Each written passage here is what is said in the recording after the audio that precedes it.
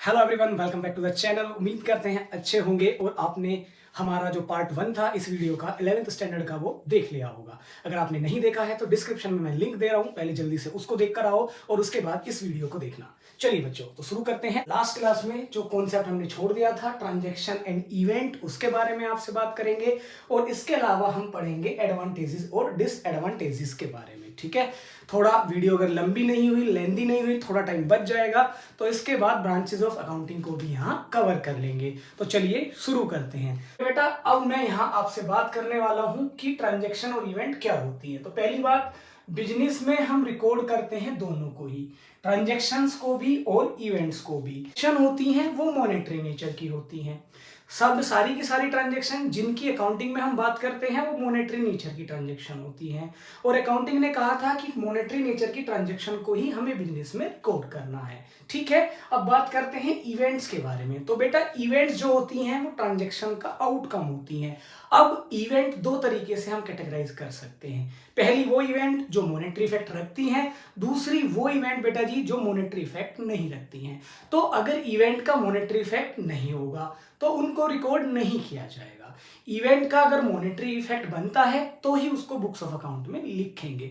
इसके अलावा कुछ और बातें हैं जो हमें पता होनी चाहिए इवेंट और ट्रांजैक्शन के बारे में, तो पेपर में जर्नली पूछ लेता है और नॉलेज के लिए भी हमें पता होना चाहिए कि दोनों में क्या क्या डिफरेंस है। तो बेटा, सबसे पहले टी लिखा हुआ मतलब ट्रांजैक्शन के बारे में। तो ट्रांजैक्शन में मतलब क्या होता है, मींस इन्वॉल्व विद आउटसाइडर। इसका मतलब ट्रांजैक्शन में आउटसाइडर का इन्वॉल्वमेंट होता है। ट्रांजैक्शन वही होती हैं जिनमें हमें किसी ना किसी पार्टी का इन्वॉल्वमेंट दिखाई देगा। जैसे हमने कुछ सेल्स किया होगा, जैसे बच्चों हमने किसी से परचेज किया है, हमने गुड्स को परचेज नहीं किया तो सेल्स किया है, तो सेल्स हुआ, परचेज हुआ। या हमने बच्चों रेंट पेड किया है, या हमने बच्चों सैलरी की पेमेंट करी है। तो ये जितनी भी बातें हम कर रहे हैं इसमें हमारा कनेक्शन किसके साथ होगा, आउटसाइडर के साथ होगा। तो कहने का मतलब ये है, हमने कुछ पेमेंट किया है, हमने कुछ खरीदा है, हमने कुछ बेचा है, हमने सैलरी दी है, हमने रेंट दिया है, ऐसी सारी जितनी भी बातें होती हैं उनको हम बच्चों ट्रांजैक्शन बोलते हैं। इसके अलावा और क्या होता है, बिजनेस ट्रांजैक्शन और रेगुलर बेसिस। ट्रांजैक्शन जो होती हैं वो रेगुलर बेसिस होती हैं। ये बात तो आप अच्छे से जानते होंगे कि बिजनेस हम उन्हीं को बोलते हैं, उस एक्टिविटी को बोलते हैं जिसको हम रेगुलर बेस पे करते हैं। मैंने एक फोन खरीदा और उस फोन को खरीद के बेच दिया, उसके बाद मैंने कोई डीलिंग नहीं की, तो बेटा इस तरीके का काम कभी भी बिजनेस नहीं कहलाता है। बिजनेस में कवर होती है रेगुलर इकोनॉमिक एक्टिविटी, यानी कि वो एक्टिविटी जो रेगुलर होगी और जिसका पैसों से कनेक्शन होगा। तो इसका मतलब जो बिजनेस की ट्रांजैक्शन होंगी वो रेगुलर बेसिस पे होंगी। दूसरी बात हमें ये याद रखनी है। तीसरा, it involve exchange of goods and services. इसमें किसका इन्वॉल्वमेंट हो सकता है, गुड्स और सर्विसेज का इन्वॉल्वमेंट होता है। जैसे हमने गुड्स खरीदा या गुड्स बेचा, जैसे हमने सर्विस दी या हमने सर्विस ली। तो कोई सर्विस देना, कोई सर्विस लेना, कोई गुड्स खरीदना, कोई गुड्स बेचना, इन सभी को हम मॉनेटरी से रिलेट करते हैं। ये मॉनेटरी टर्म्स होती हैं, मॉनेटरी ट्रांजैक्शंस होती हैं और इनको हम ट्रांजैक्शंस मानते हैं। इसी तरीके से ये ट्रांजैक्शन जो होती हैं इनको हम तभी रिकॉर्ड कर देते हैं जब इनकी हैपनिंग होती है, यानी when they occur have to record into books, तब ये ट्रांजैक्शन का जन्म होता है, उसी टाइम पे हमको इनको अकाउंट्स में लिख दिया जाता है। अब बात करते हैं बच्चों इवेंट्स के बारे में। तो इवेंट्स क्या होता है आपको याद रखना है, events are the result of transaction. जो इवेंट होती हैं वो ट्रांजैक्शन का ही रिजल्ट होती हैं। जैसे हम ट्रांजैक्शंस को दो पार्ट में बांट सकते हैं, एक कैश ट्रांजैक्शन और एक क्रेडिट ट्रांजैक्शन। इसी तरीके से हम इवेंट को भी टू पार्ट्स में डिवाइड करते हैं, एक को हम बोलते हैं इंटरनल इवेंट्स और दूसरे को हम बोलते हैं एक्सटर्नल इवेंट।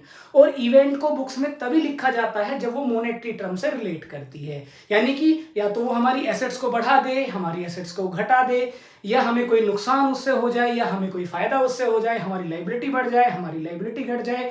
इस तरीके का अगर कोई मॉनेटरी इफेक्ट होगा तो इवेंट रिकॉर्ड की जाएगी, वरना इवेंट को रिकॉर्ड नहीं करेंगे।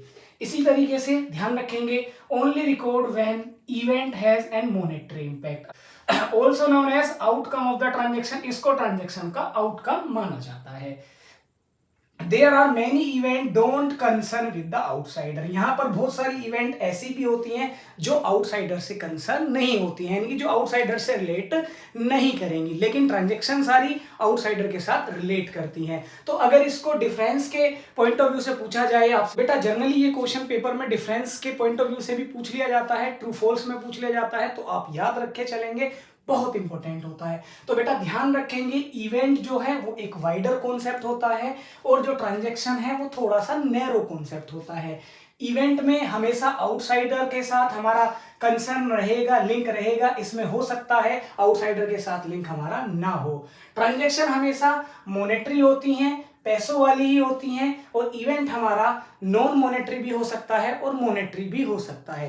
मॉनेटरी होगा तो ही रिकॉर्ड किया जाएगा, नॉन मॉनेटरी होगा तो उसको हम रिकॉर्ड नहीं करेंगे। अकाउंटिंग नॉन मॉनेटरी इवेंट्स को नहीं रिकॉर्ड करता है। आप इसको टी फॉर्मेट में यानी कि डिफरेंस के फॉर्मेट में भी नोट करके लिखेंगे, और ऐसे ही हम इवेंट का एग्जाम्पल लिख देंगे। इवेंट के एग्जाम्पल में आप क्या रिकॉर्ड कर सकते हो, जैसे बेटा किसी एम्प्लॉय की डेथ हो गया है, ठीक है, तो डेथ ऑफ एम्प्लॉय, तो एम्प्लॉय की जो डेथ हुई है ये एक इवेंट है। जैसे आपका loss on sales of fixed assets है, ये एक इवेंट है। इस तरीके से जैसे आपका लॉस बाय फायर है, ये बच्चों एक इवेंट है। तो ये इवेंट, कोई भी इवेंट तभी रिकॉर्ड की जाएगी जब वो मॉनेटरी होगी। तो किसी एम्प्लॉय की डेथ हो जाना ये कोई मॉनेटरी ट्रांजैक्शन नहीं है, तो इस इवेंट को हम रिकॉर्ड नहीं करेंगे। सॉरी, ये कोई मॉनेटरी इवेंट नहीं है, तो इस इवेंट को हम रिकॉर्ड नहीं करेंगे। और बाकी का जो लॉस बाय फायर और loss on sales of fixed assets है, इन इवेंट को हम रिकॉर्ड करके चलेंगे। तो ये बातें आप याद रख के चलेंगे। चलो जी, इसके बाद बात करते हैं बच्चों एडवांटेज ऑफ अकाउंटिंग के बारे में, कि अकाउंटिंग की क्या क्या एडवांटेजेस होती हैं। तो मेरे बेटा कुछ एडवांटेजेस मैंने लिख रखी हैं, और पढ़ते हैं इनको और समझते हैं।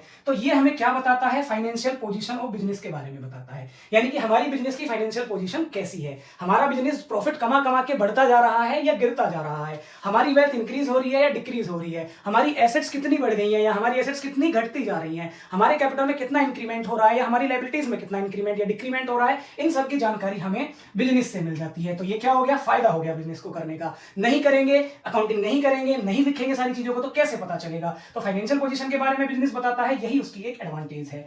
Helpful in comparative study. Comparative study का मतलब होता है कि जब हम कंपेयर कर पाए, यानी जब हम एक दूसरे से कंपेयर कर पाए, तो इसको हम कंपैरेटिव बोलते हैं। तो अकाउंटिंग की भाषा में ऐसे कह सकते हैं 2021 में क्या है और 2022 में क्या है। 2021 में हमारे प्रॉफिट कितने थे, अब 2022 में हमारे प्रॉफिट कितने हैं। जब हम इसको कंपेयर करेंगे तो वहां से भी हमारी बहुत सारी डिसीजन मेकिंग बनती है। तो इसका मतलब हमने 2021 में भी अकाउंटिंग की थी और 2022 में भी अकाउंटिंग की है, तो इसका मतलब सारा डेटा हमारे पास रखा हुआ है, तो हम आपस में कंपेयर कर सकते हैं कि कितना हमारा इंक्रीमेंट हो रहा है या कितना डिक्रीमेंट हो रहा है और क्या कंक्लूजन निकल रहे हैं, प्रॉफिट बढ़ रहे हैं या घट रहे हैं। तो हम कंपैरिजन भी कर सकते हैं। जरूरी नहीं है कंपैरिजन आपस में 2 सालों का हो, comparison with in the year भी हो सकता है और कंपैरिजन दूसरे साल से भी हो सकता है। तो कंपैरिजन के 2 तरीके हो सकते हैं, हम within the year comparison भी कर सकते हैं और from 1 year to another year भी कंपैरिजन कर सकते हैं। चलिए जी, इसके बाद में अकाउंटिंग रिप्लेस करता है मेमोरी को। मेमोरी रिप्लेस करने का मतलब देखिए बेटा, अकाउंटिंग में बहुत सारी ट्रांजैक्शन होती है, हर ट्रांजैक्शन को याद रखना पॉसिबल नहीं है, तो याद रखने की जरूरत भी क्या है। हमने अकाउंटिंग में जब ट्रांजैक्शन की हैपनिंग होती है तभी उनको रिकॉर्ड कर दिया है, तो तभी लिख दिया है आपने, तो टेंशन लेने की बात ही नहीं है। सारी चीजें राइटिंग में है, तो आपको अपने दिमाग पे लोड लेने की जरूरत नहीं है, अपनी मेमोरी को खाली रखिए क्योंकि सारी बातें लिखी हुई हैं।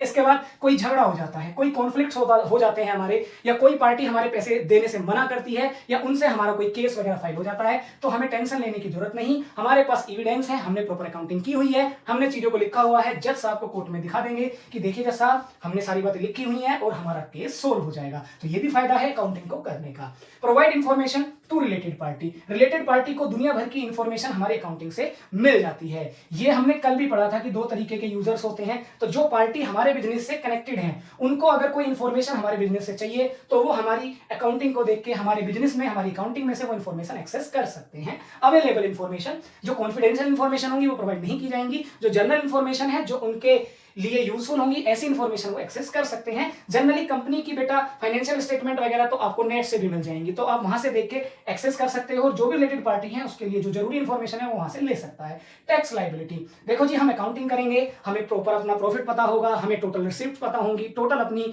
इनकम पता होंगी, टोटल खर्चे पता होंगे, सब हमने लिखा हुआ है, सब सिस्टमेटिक है। तो जी हम जब क्या करेंगे, इनकम में से खर्चे को घटा देंगे तो अपने आप प्रॉफिट निकल जाएगा और उस प्रॉफिट पे हमें क्या देना होता है, टैक्स देना होता है। तो इसका मतलब अगर प्रॉफिट है प्रॉपर प्रॉफिट हमने निकाला हुआ है, ठीक से निकाला हुआ है, तो सर जी ठीक से ही निकाला होगा क्योंकि हम तो प्रॉपर अकाउंटिंग करते हैं। तो अकाउंटिंग की हेल्प से प्रॉफिट निकल जाते हैं और प्रॉफिट पे हमें टैक्स देना होता है, तो टैक्स लायबिलिटी भी आसानी से हम कैलकुलेट कर सकते हैं। इसी तरीके से access to management, accounting management को भी हेल्प करती है क्योंकि मैनेजमेंट भी अकाउंटिंग इन्फॉर्मेशन को यूज करता है डिसीजन मेकिंग में। तो बेटा जी इनके लिए भी काम आने वाली है अकाउंटिंग इन्फॉर्मेशन कि ये भी अपना डिसीजन लेंगे बिजनेस के रिगार्डिंग की और क्या बेटरमेंट करना है, किस एक्सपेंसेस को कम करना है, किसको ज्यादा करना है, सेल्स कैसे बढ़ानी है, क्या कमियां हो रही हैं, तो जो भी डिसीजन मेकिंग होगी वो यहाँ कर लेंगे। अब एडवांटेजेस ऑफ अकाउंटिंग को याद करने का तरीका मैं आपको एक ट्रिक बता देता हूं। देखो सर मास्टर हमें पढ़ाता है, मास्टर हमें स्टडी कराता है, तो स्टडी कराने से हमें क्या हो जाता है, लर्न हो जाता है। हम लर्न नहीं करेंगे तो वो हमारी पिटाई करेगा, तो इसलिए हम यहाँ लिख देते हैं रेप्टा। रेप्टा समझते हो, रेप्टा। तो अगर आप नहीं पढ़ोगे भैया, अगर आप चीजों को नहीं लिखोगे तो आपको लगने वाला है रेप्टा, तो इसलिए आप चुपचाप करते रहो स्टडी। तो स्टडी रेप्टा आपका यहाँ पे कोड हो जाएगा, तो इसको आप याद रख के चलेंगे, स्टडी एंड रेप्टा। अब ये क्या क्या है आप देख सकते हो, यहाँ पर ये जो हमने ऐसे कोड बना लिया है REPTA REPTA. Replace memory R को रिप्रेजेंट करता है, ई मतलब एविडेंस इन कोर्ट है, पी मतलब provide information to related party है, टी मतलब टैक्स लायबिलिटी है, ए मतलब एसेस टू मैनेजमेंट है। तो भैया ढंग से पढ़ लो वरना मास्टर जी मार देंगे रेप्टा, तो स्टडी कर लो वरना रेप्टा लगने वाला है, ठीक है। साथ में आपका जब रेप्टा लगेगा तो हमारी हो जाएगी क्या ठीक, पोजीशन ठीक हो जाएगी। तो सर जी पढ़ने की स्थिति हमारी खराब है, तो आप स्टडी करोगे तो आपकी पोजीशन अच्छी हो जाएगी। तो ऐसे भी याद कर सकते हो कि स्टडी पोजीशन ठीक करने के लिए तुम्हें क्या चाहिए, रेप्टा चाहिए। वैसे वो याद हो जाएगा, फाइनेंशियल पोजीशन को इतना लोड लेने वाली बात नहीं है, बस बेसिकली इस वर्ड को याद रखो रेप्टा, कि आप नहीं पढ़ोगे तो आपको लगेगा रेप्टा। और रेप्टा क्या है, एडवांटेज है किसकी, अकाउंटिंग की। चलिए जी अब आगे बात कर लेते हैं डिसएडवांटेजेस के बारे में कि अकाउंटिंग की डिसएडवांटेजेस क्या क्या होती है। पहली बात सर जी अकाउंटिंग जो बेस्ड होता है वो बेस्ड होता है एस्टिमेशंस पे, अजम्पशंस पे। इसका मतलब कुछ चीजें का हम अनुमान लगाते हैं, वो एक्चुअल में नहीं है, हमने अनुमान लगा रखा है और अनुमान लगाकर ही हमने यहाँ रिकॉर्डिंग की हुई है बहुत सारी चीजों की। फर्दर आप जब आगे पढ़ेंगे अकाउंटिंग में, हम आगे बढ़ेंगे तो आपको समझ में आ जाएगा। अब अजम्पशन पर जो चीजें हैं उसमें क्या क्या है, डेप्रिसिएशन है, प्रोविजन फॉर बैड डेब्ट्स है, तो बहुत सारी ऐसी चीजें हैं एटसेट्रा जो एस्टिमेशन पे, अजम्पशन पे बेस्ड है। हमने अनुमान लगा रखा है। जैसे लास्ट ईयर क्या हुआ था कि जब हमने 100 लोगों को सामान बेचा था तो लगभग 5 लोगों ने हमारे पैसे नहीं दिए थे। तो पास्ट एक्सपीरियंस पे हमने ये एस्टिमेशन या अजम्पशन बना ली कि 100 में से 5 लोग पैसे नहीं देंगे तो 95 लोगों से ही हमें पैसा मिलेगा। तो इसी को हम करंट ईयर में भी एक आधार मानकर, बेस मानकर रिकॉर्डिंग करते हैं। तो उसके लिए हम बना लेते हैं provision for bad debts. Bad debts मतलब ऐसे लोग जो हमारे पैसे मार लेंगे। अब जरूरी थोड़ी है पिछली बार अगर किसी ने हमारा पैसा मारा हो इस बार भी मर जाएगा, लेकिन हम प्रोविजन बना के चलते हैं इसी डाउट के आधार पर कि भाई हो सकता है पिछली बार की तरह इस बार भी हो जाए। तो अकाउंटिंग एस्टिमेशन पर बेस्ड है, ये इसकी एक सबसे बड़ी डिसएडवांटेज है। May lead to window dressing. Window dressing का मतलब होता है मैनिपुलेशंस, कि अकाउंटिंग में मैनिपुलेशंस हो सकती हैं। सर जी लिखने वाला इंसान है और इंसान गलतियों का पुतला होता है। मान लो कि जो ऑर्गेनाइजेशन काम कर रही है उसको ऐसा लग रहा है कि नहीं इस साल प्रॉफिट ज्यादा नहीं दिखाने हैं, टैक्स ज्यादा जाएगा, तो उन्होंने कोई फेक एक्सपेंसेस अपनी अकाउंटिंग में रिकॉर्ड कर दिया, यानी कि बिना बात का कोई खर्चा दिखा दिया जो रियलिटी में एग्जिस्ट नहीं करता है, प्रॉफिट को कम करने के लिए ताकि टैक्स कम जाए। तो क्योंकि लिखने वाला इंसान है तो इंसान भैया यहाँ पे विंडो ड्रेसिंग कर सकता है, अपने हिसाब से मैनिपुलेशन कर सकता है। चांसेस हैं इस बात के कि मैनिपुलेशन हो जाएंगी, तो ये भी एक डिसएडवांटेज होती है अकाउंटिंग की। चलिए जी नेक्स्ट, इग्नोर करता है क्वालिटेटिव डिटेल्स को। क्वालिटेटिव डिटेल्स का क्या मतलब है बेटा, एडवांटेज में हम लिख सकते हैं कि यहां पर हम रिकॉर्ड करते हैं क्वांटिटेटिव डिटेल्स, यानी कि जितनी डिटेल क्वांटिटेटिव होती हैं वही अकाउंटिंग में रिकॉर्ड की जाती हैं, और जो क्वालिटेटिव डिटेल्स होती हैं उनको हम अकाउंटिंग में रिकॉर्ड नहीं करते हैं, वो नहीं लिखी जाती हैं। क्वालिटेटिव का मतलब कि जो ट्रांजेक्शन या जो चीजें पैसों से रिलेटेड नहीं है, क्वालिटीज के बारे में बात करते हैं, क्वालिटीज के बारे में कि ये एम्प्लॉय हमारा बहुत हार्ड वर्किंग है, ये बहुत हार्ड वर्क के साथ मेहनत करता है। मान लेते हैं उस एम्प्लॉय की डेथ हो जाती है, तो उस एम्प्लॉय की डेथ होने से, क्योंकि वो एक हार्ड वर्किंग एम्प्लॉय था, हमारी ऑर्गेनाइजेशन के लिए बहुत मेहनत करता था, उसकी वजह से प्रोडक्टिविटी बहुत हाई रहती थी, अब उसकी डेथ हो गई, तो उसकी डेथ के बारे में अकाउंटिंग में कोई जिक्र, कोई चर्चा नहीं होगी, क्योंकि ये कोई फाइनेंशियल या मॉनेटरी ट्रांजैक्शन हमारे लिए नहीं है। तो साहब ये क्वालिटेटिव डिटेल्स को इग्नोर कर देता है। जैसे कोई एम्प्लॉय है बहुत ऑनेस्ट है, तो जो ऑनेस्ट आदमी है ऐसे लोग हमें बिजनेस में प्रायोरिटी में चाहिए होते हैं, लेकिन अकाउंटिंग इन बारे में कोई जानकारी या डिटेल नहीं रिकॉर्ड करता है कि कौन ऑनेस्ट है, कौन हाई प्रोडक्टिव है। तो ये जो ऐसी क्वालिटी वाली बातें हैं वो अकाउंटिंग में नहीं लिखी जाती हैं। साथ में not suitable for small businesses, small businesses के लिए ये सुटेबल नहीं होता है, क्योंकि महंगा कॉन्सेप्ट है, आपको अकाउंटेंट रखना पड़ेगा, वो आपसे सैलरी लेके जाएगा, आपको प्रॉपर रिकॉर्ड मेंटेन करेंगे, तो कॉस्टली मेथड है। तो जो छोटी छोटी संस्थाएं होती हैं वो सोचती है हमारे काम का नहीं है, हम इसको रिकॉर्ड नहीं करते हैं। तो और भी बातें लिख सकते हैं, इग्नोर प्राइस लेवल चेंजेस, ये प्राइस लेवल चेंजेस को इग्नोर कर देता है। ओनली रिकॉर्ड हिस्टोरिकल डेटा या हिस्टोरिकल कॉस्ट रिकॉर्ड ये रखता है। एसेट्स को हम जिस ओरिजिनल कॉस्ट पे खरीदते हैं उसी ओरिजिनल कॉस्ट को ये रिकॉर्ड करता है। ये सारी डिसएडवांटेज अकाउंटिंग की और होती है जो आप इसके बाद लिख सकते हैं। बेटा नोट्स प्रॉपर तरीके से कैसे बनाएं, इन्फॉर्मेशन जितनी आपको बताई जा रही है या कुछ इन्फॉर्मेशन जैसे मैं यहाँ पे नहीं लिखता हूं तो मैं आपको डिक्टेट कर रहा हूं तो लिख लिया करो, काम की बातें हैं, यहाँ से ट्रू फॉल्स एमसीक्यू बन जाते हैं। अभी आपको लग रहा है याद रहेगा, बाद में भूल जाओगे, तो इसलिए अपनी कॉपी किताब लेकर बैठा करो और उसमें सारी चीजों को रिकॉर्ड कर लिया करो। ठीक है जी, चलो हम आज का लास्ट टॉपिक आपसे बात कर लेते हैं। इसको बोलते हैं ब्रांचेस ऑफ अकाउंटिंग। इसको भी लिख लेते हैं बच्चों, ब्रांचेस ऑफ अकाउंटिंग, या ध्यान रखना दूसरा इसको बोलते हैं सब फील्ड्स, सब फील्ड्स ऑफ अकाउंटिंग, या तो ब्रांचेस ऑफ अकाउंटिंग बोलेंगे या सब फील्ड्स ऑफ अकाउंटिंग बोलेंगे। तो बेटा होते तो बहुत सारे हैं, लेकिन हम 11th के लेवल पर अगर पढ़ रहे हैं तो हम कहेंगे 3 तरीके के सब फील्ड्स होते हैं हमारे अकाउंटिंग के। पहला होता है हमारी फाइनेंशियल अकाउंटिंग, पहली होती है हमारी फाइनेंशियल अकाउंटिंग, और बेटा जी दूसरी होती है हमारी कॉस्ट अकाउंटिंग, तो कॉस्ट अकाउंटिंग हो गया, और तीसरी होती है बेटा हमारी मैनेजमेंट अकाउंटिंग। तो 3 तरीके की अकाउंटिंग होती है जो हम करते हैं, आप ये समझेंगे 11th क्लास के हिसाब से इतना ही है। तो फाइनेंशियल अकाउंटिंग बेटा जी जितनी भी डेफिनेशन आपको बताई गई थी फर्स्ट क्लास में, जो रिकॉर्डिंग वगैरह क्लासिफाइंग वगैरह जो बताया था, आरसीएसआई से जो आपको लर्न कराया था, वो सारा का सारा फाइनेंशियल अकाउंटिंग ही था। उस डेफिनेशन को उठाकर आप यहां लिख दोगे। अब ये कॉस्ट अकाउंटिंग क्या है सर, अब ये बता दो हमें। तो बेटा कॉस्ट अकाउंटिंग वो ऑर्गेनाइजेशन करती है जो मैन्युफैक्चरिंग करती है।